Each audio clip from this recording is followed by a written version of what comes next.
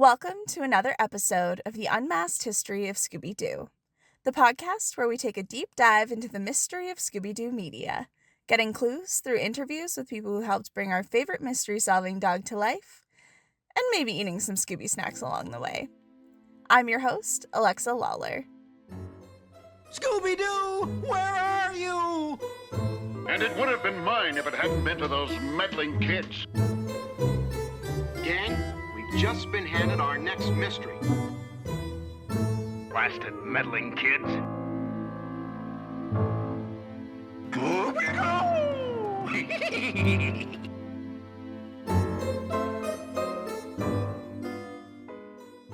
Today we're taking a dive into the Scooby-Doo adjacent with a look behind the scenes of the Scooby-Doo parody sketch from the 2024 season 49 finale of Saturday Night Live, starring the episode's host, Jake Gyllenhaal as Fred, and musical guest Sabrina Carpenter as Daphne.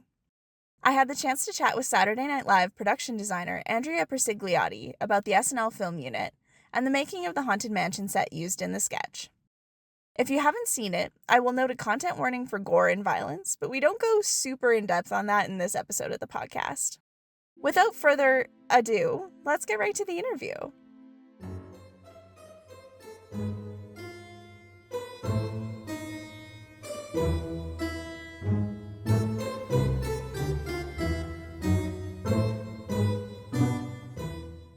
So just to dive right in, what is your relationship to Scooby-Doo? Did you grow up watching the show?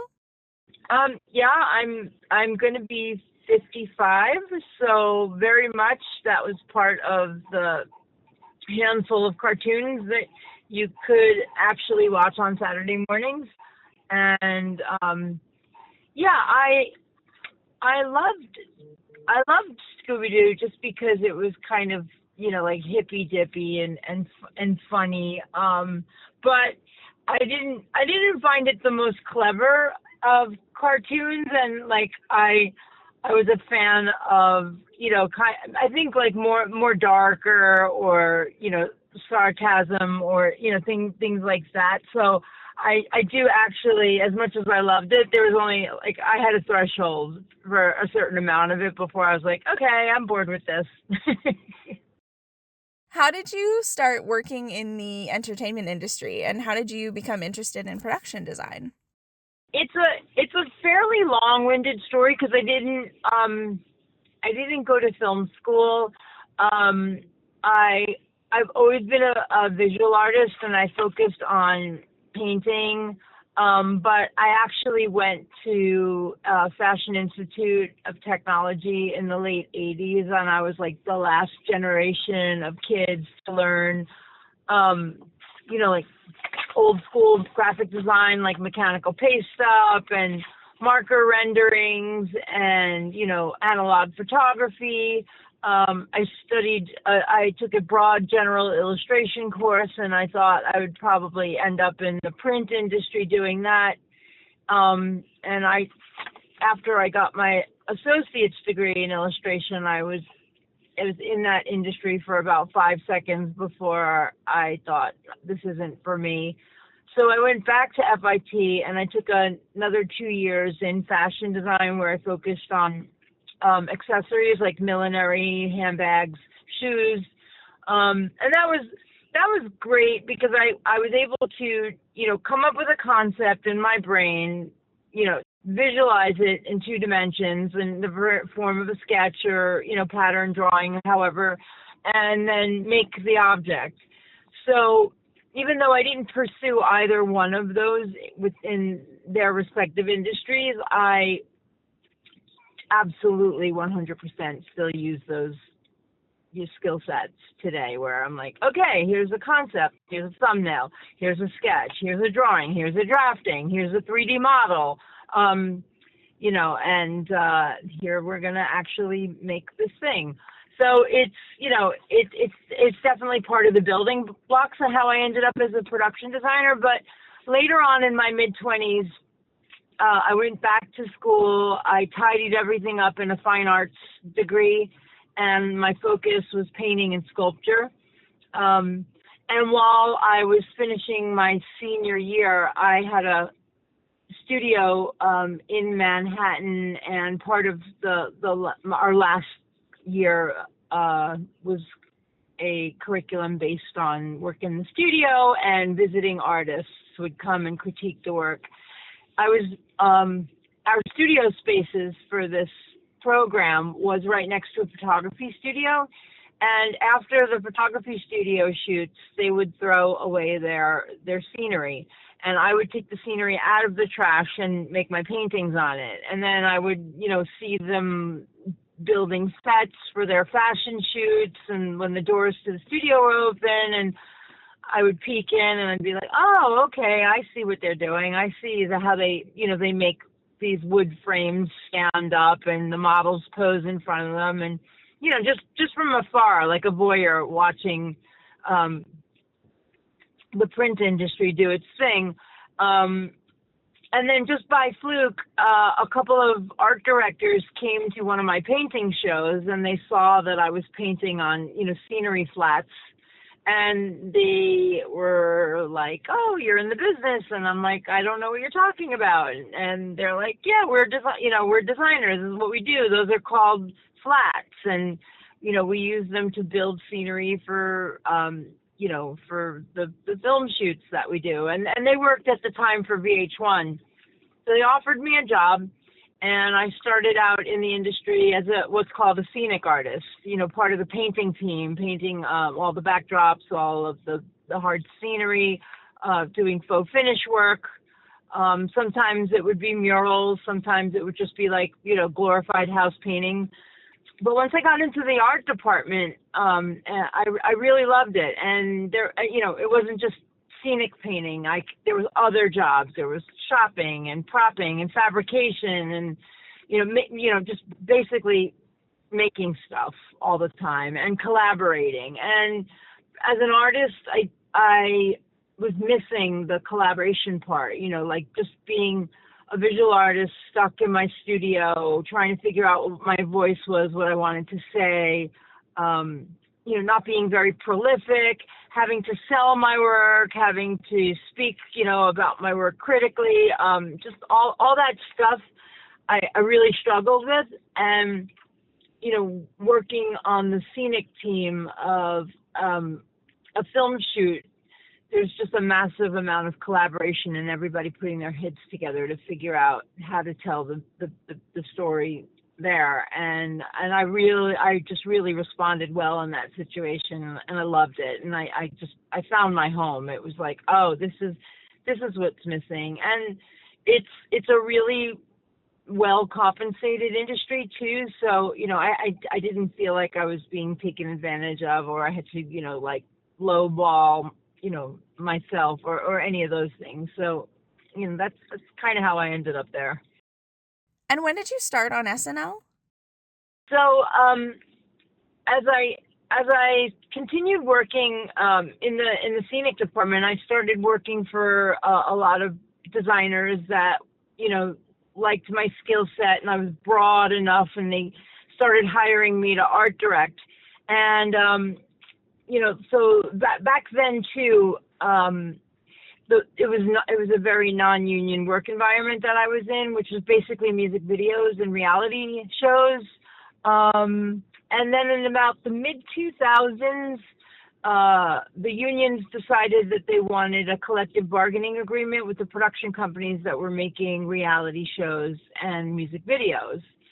And the funny thing about that was that most people who are in the union were doing commercials and feature films, and they didn't necessarily want the kind of work that I was already doing. So I took the test to become a designer. I had to go back to school and drafting and 3D modeling, which I did happily, because at that point, technology was really taking over, and instead of doing, Photoshop mock-ups or, like the way the concepts, the previs of what the set designs would be, was generally done either like as an illustration or, this is before getting into the technical drafting aspects of it, like in AutoCAD or Vectorworks, but like how you would sell your concept was was done, like each designer kind of had different ways of previs or, visual storytelling. And so around the time that I was transitioning from, working as a, crew within the art department to actually art directing or designing, I went back to school and I figured out what programs I was going to use. And around that time, I got into the union and I was starting to utilize the availability list for my union, which just basically means, after you were finished working on a job, you could then put your name on this list and say, hey, I'm available for work. And just by fluke, one day I got a call in 2010 from a producer who is still my boss. And she was the head of the department of the digital shorts back at the time, so the Lonely Island stuff. And the designers for SNL were starting to get frustrated with the pre-tape department of SNL. So like they called it the film unit or the the digital short unit, because these projects were getting bigger and bigger and it was taking resources and time away from the live show. And the live show is a live show and it has a very specific way on how it operates. So then for these crazy scripts to come in very last minute where they involve a lot of, things that, you wouldn't necessarily find in broadcast television. This is like, our stuff is pre-taped and it's edited and, that's stuff that doesn't fold into that world of the live show. So the designers were getting frustrated with the film unit department, the digital short department, and they were like, can you bring in outside people to do these pieces because we don't have the bandwidth for this.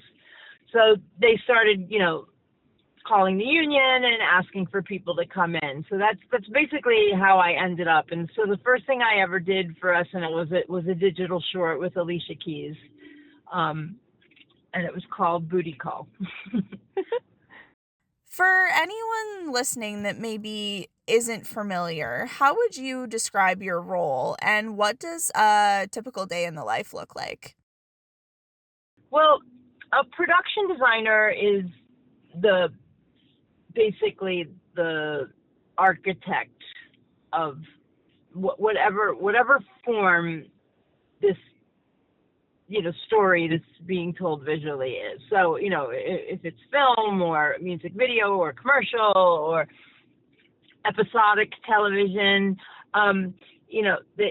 everything is born obviously from the script, and within the script the writers put cues as to where these pieces are taking place. So, suburban home, England, 1500s, you know what I mean? So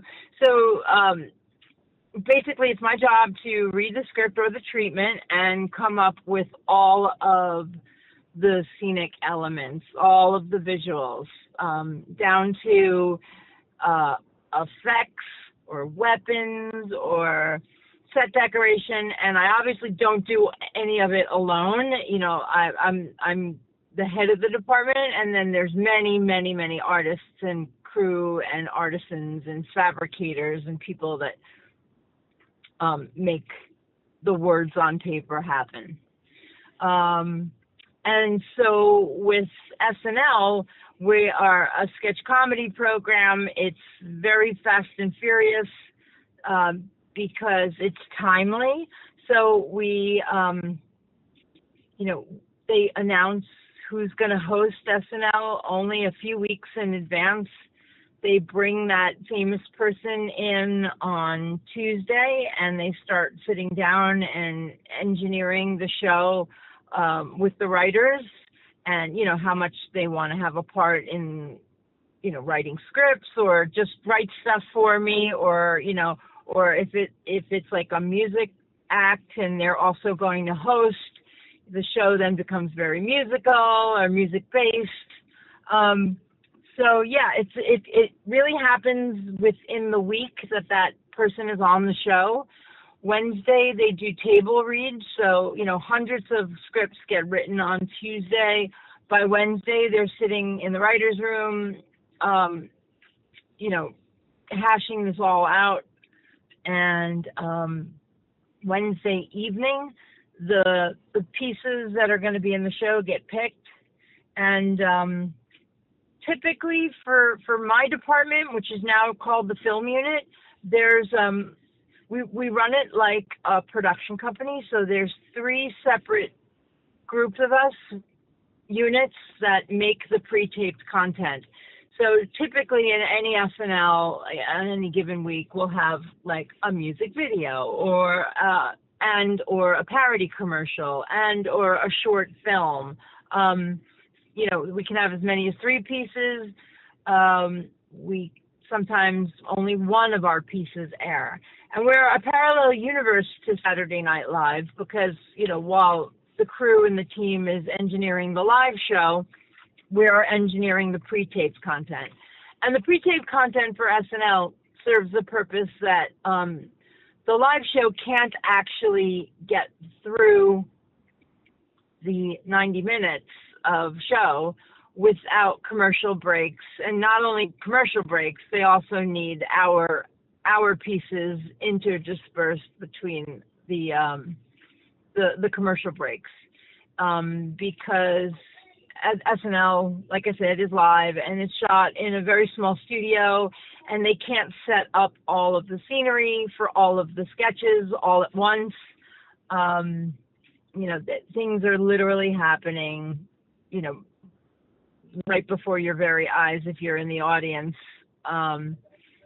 So typically when they cut from the live show to one of our pieces, one of our film unit pieces, those are just showed on a monitor to the studio audience.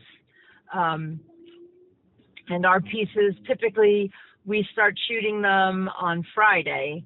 So that only gives us Thursday to design, build, paint, decorate, and figure out the effects, the gags, any of the stunts.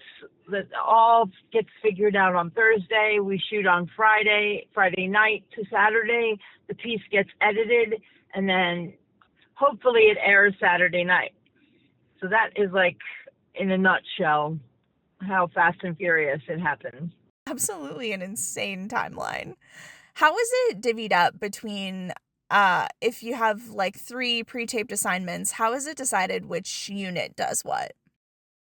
It depends on a couple of things. Like, we are all interchangeable, meaning that, like, we can get thrown in, one crew person could get plucked out of one unit and thrown into the other unit and still do their job quite easily. We all know each other and we all collaborate a lot. And especially during last season, the 50th, we were doing a lot of additional content, like commercials and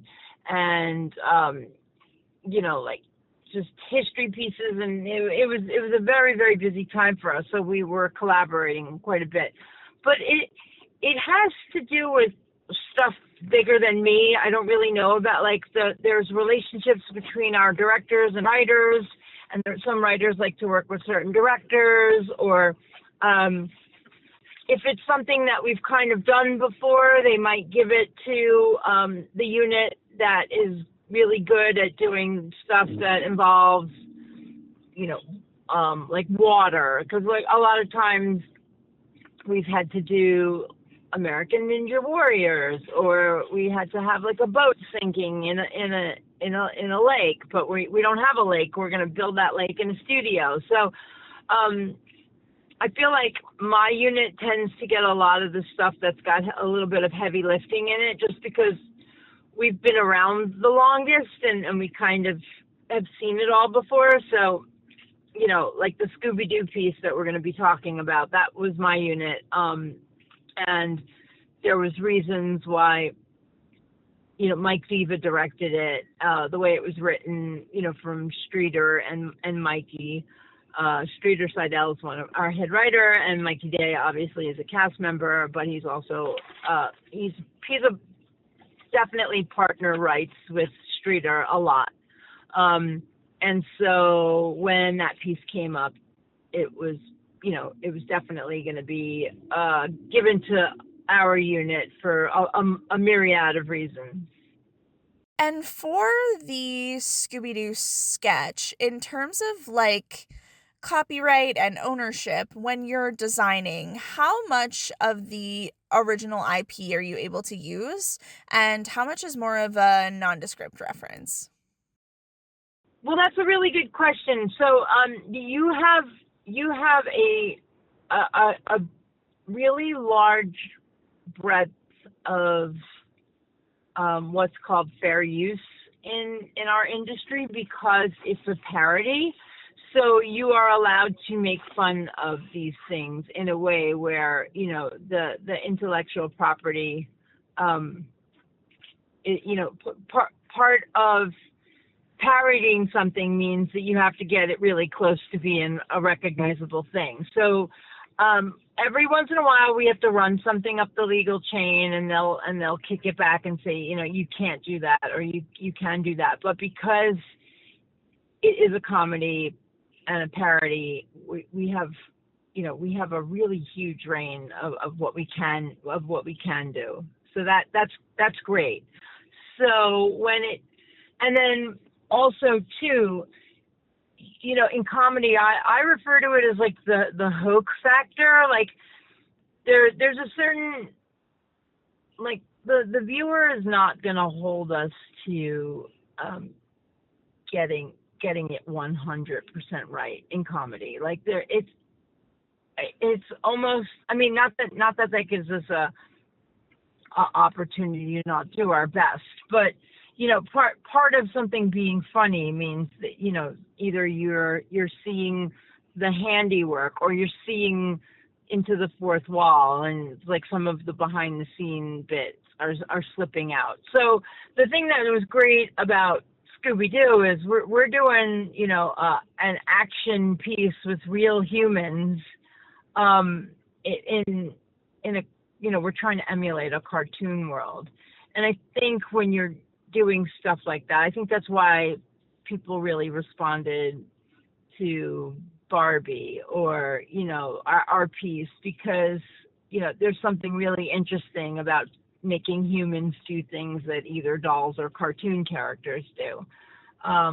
Just the same when we did that Mario piece a few years ago, and people they loved it because it was a mashup between The Last of Us and the video game, Super Mario Brothers, and it just, like, if people really responded to it for many reasons. So, I think that that's some really fun playfulness that you can get into as a designer,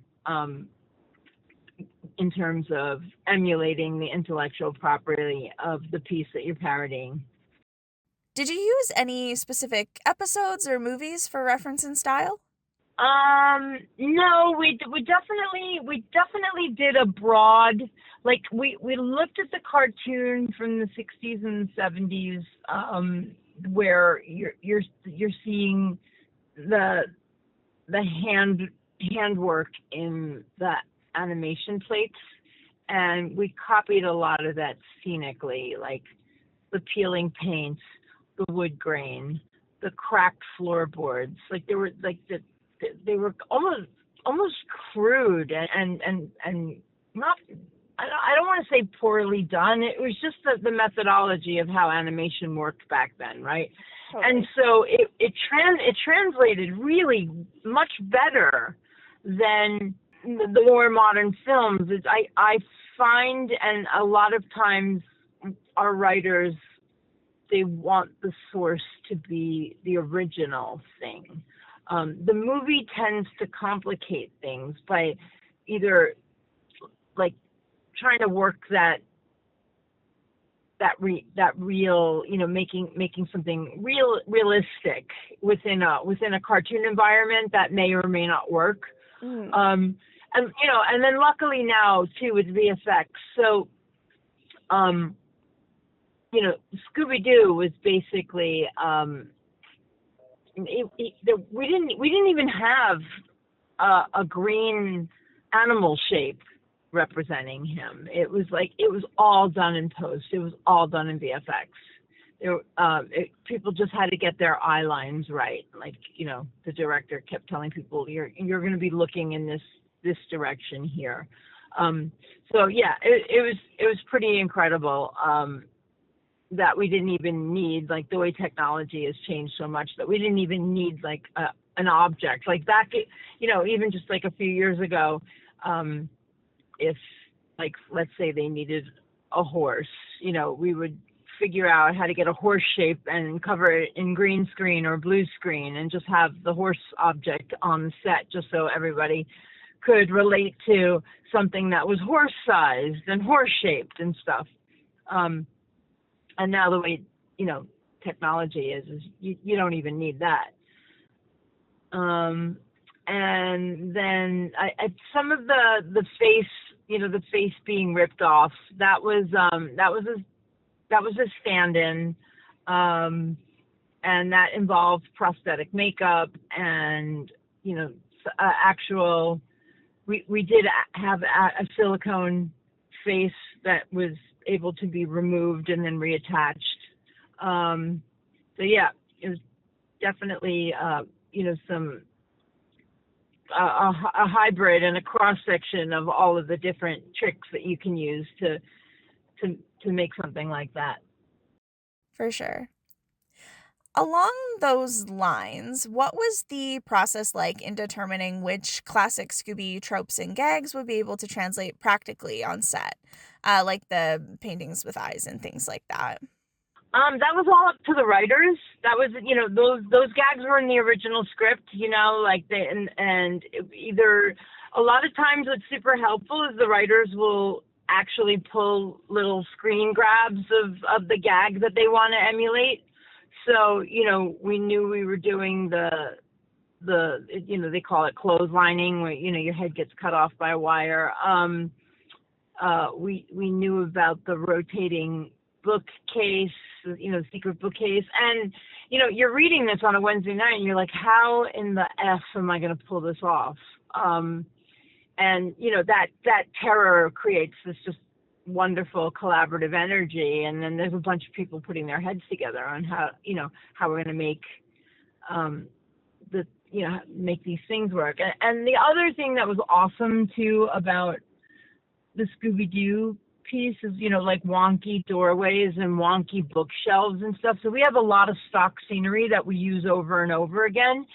And it was really easy to come up with trim work, or even we would get the scenic artists to hand paint things that looked like, it was lifted right out of the pages of animation from the old cartoon. And we would just attach that to the wall crooked. So it was quite enjoyable and fun to pull off, the scenic treatments for it, just based on the way it naturally looks and, what people would expect to see. Was there anything, any small elements that you maybe wanted to include but ran out of time for with the quick timeline? Probably. There's a saying at SNL that, we don't start shooting because it's ready. We start shooting because we have to. And at the live show they say we don't start shooting because it's ready. We start shooting because it's 11:30. So yeah, all hope springs eternal, and you want the best. The harder bit is we do everything in the art department that we're asked, and then they run out of time. So, or they run out, we only have the host for 3 hours. So we can only have the host from 8 a.m. to 12 p.m. Because if you remember, like our film unit studios isn't in the same building as SNL. We're like across Manhattan, about, like 30 blocks from 30 Rock. So the host has to physically up and leave and go and shoot up to 3 film unit pieces on a Friday. So we're taking this person away from the live show, so they can't rehearse. So the live show's pissed off at us because we've just hogged up the host for the better part of Friday. And then, people start fighting over the host and cast members, and you have to send them back by this time and that time. So, yeah, I mean, it happens quite often that, we spend all of this time and resources making something that doesn't even get shot in anger. And that's just entertainment, Were there any particular challenges or successes from the Scooby-Doo sketch on the production design side? Well, you're working on, like, I have a shift sort of workflow with my colleagues and associates, and so there's always a point person in the design department that can answer questions from the minute we conceptualize it to the minute we start shooting. So there's a lot of overlapping. So when it's time for me to go and get just a few hours of sleep and change my clothes and turn around and come back, so much work has gotten done in the middle of the night, and then I come in at like 4 a.m. And not that the word fresh, I use the term loosely, but all of the crew that's coming in Friday morning to be on set for the shoot, as we start to wander in somewhere between 3 a.m. and 5 a.m. and see the work that's happened overnight, and you get excited, like, oh, it's happening, it's really happening. And that just continues to happen until everyone gets there. So, like, as people trickle in the room, they're like, holy shit, this is amazing, this is great. So, yeah, I mean, we do most of the design in a program called SketchUp, which is a 3D modeling program. So we can really hone in what it's going to look like, and we put color attributes and material properties onto things in just like the conceptualizing. We have a Zoom call on Wednesday night when we get the script and we start hashing it out, and we're fairly quick and we start banging together a model. So we knew that we needed like a grand parlor room with the rotating bookcases and the fireplace, and there needed to be loads of cobwebs. And then the director's like, yeah, they need to all like walk down a hallway.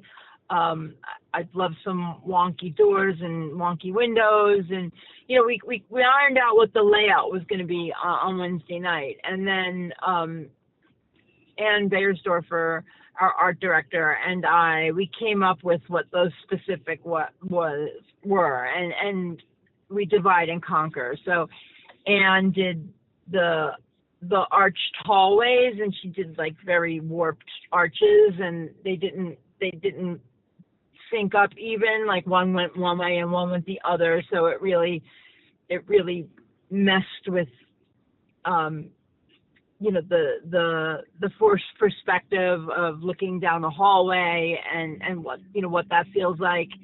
And then the set opened up into that parlor room, which that definitely had the elements that we spoke about. But one of the things specifically that the director wanted was the messed up floorboards. He's like, you're always seeing floorboards and dust, and I really want that. And building a floor, just in general, you tend to have to raise up the floor onto some sort of decking, and then you have to lay the floor down. And a lot of times we don't really have time for that. We use a lot of vinyl flooring, rolled flooring, linoleum, stuff like that. And this time we had to come up with a system of where we're actually seeing floorboards and missing floorboards and subfloors and holes in the floor. And that was all done like creatively through scenic art, and, a flat black hole painted on the floor. And then we used a lumber that has little groove lines in it and made that look like floor, but then we didn't put it down in other areas where you needed to see missing floorboards. So we had to engineer that, and that really, really added to it feeling like a complete environment. And it also like made funny creaking noises when the actors walked on it, which was important because, you know, that's definitely something very Scooby-Doo. Why do you think that Scooby-Doo is so popular today still after over 50 years and is still relevant enough to be made into an SNL sketch today? Gosh, I don't know. I think I think that's the brilliance of the writers, is to know what our cast members' skill sets are, and like they're just really clever at figuring out those cultural things, and using, you know, humans as their muses to, you know, tell the story over and over again. There's many times when I read the script and I just don't get it, whether it's because of my age or they're talking about a whole thing that has happened on TikTok, and I'm not even on TikTok, so then I need someone to translate it for me. And, you know, we do really quick R&D.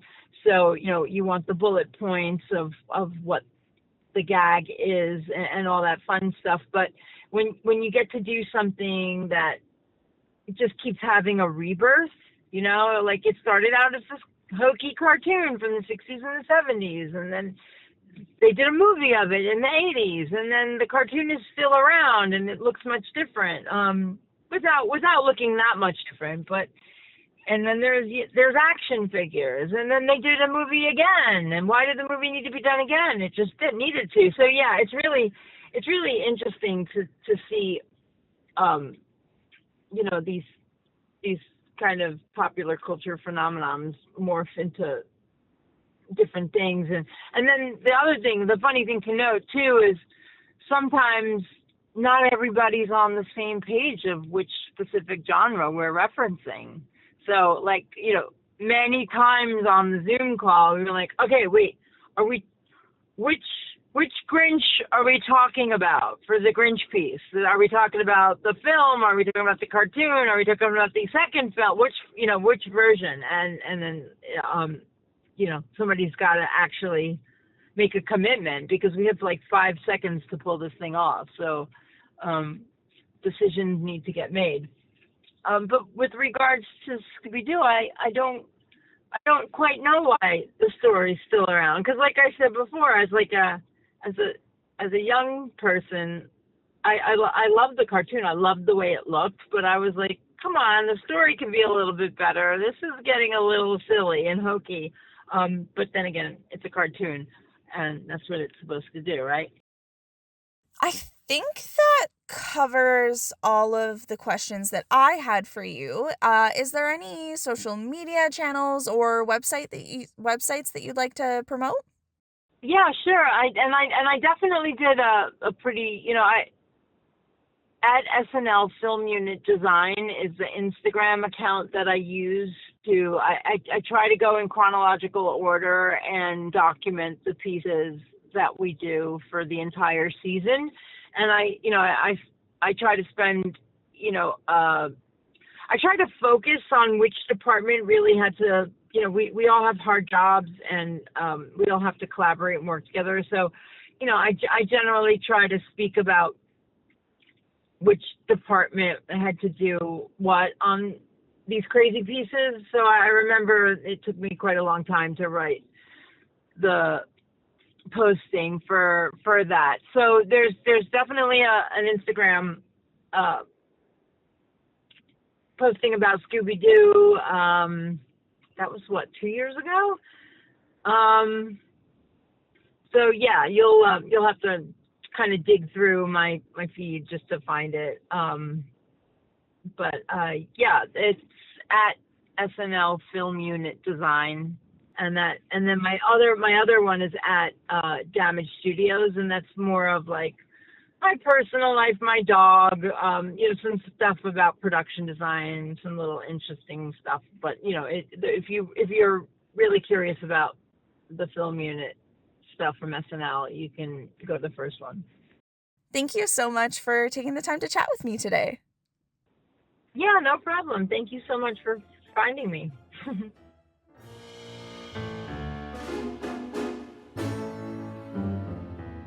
And that concludes today's episode. Another huge thank you to Andrea Purcigliotti for taking the time to chat with me. For more Scooby content, be sure to check at Unmasked SD Podcast on Instagram or on TikTok at Unmasked SD.